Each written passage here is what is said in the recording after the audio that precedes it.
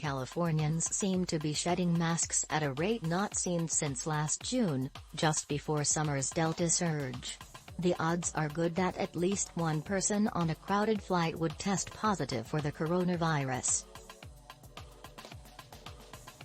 In the UC San Francisco hospital system, for instance, the asymptomatic positivity rate as of Tuesday was about 2%, meaning 1 in 50 people were testing positive despite not showing any signs of illness, according to Dr. Robert Wachter, chair of the university's Department of Medicine.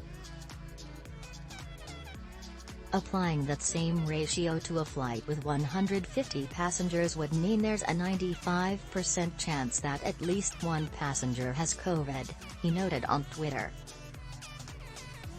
San Francisco, Wachter added, has a relatively low COVID rate, so odds on a U.S. flight today are likely worse.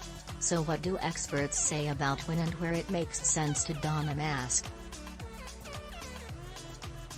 Many stress that face covering still offers strong protection against the coronavirus and that masking up still makes sense, even if wearing them is no longer mandatory.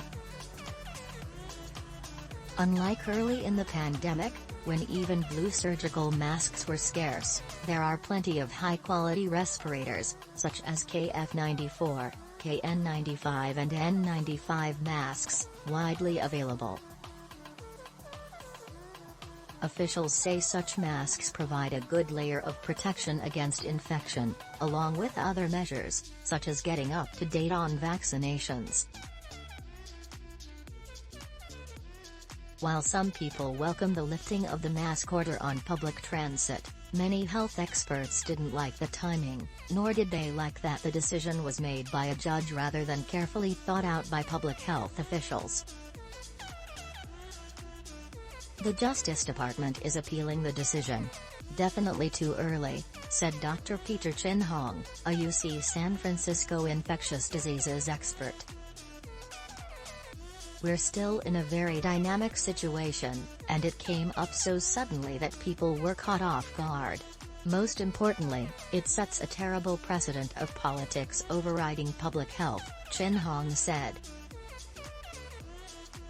The Centers for Disease Control and Prevention wanted a couple more weeks to make sure the recent modest increase in coronavirus cases wouldn't threaten hospitals, and giving that time to the agency's scientists would have helped make sure our hospitals are going to be okay, especially given that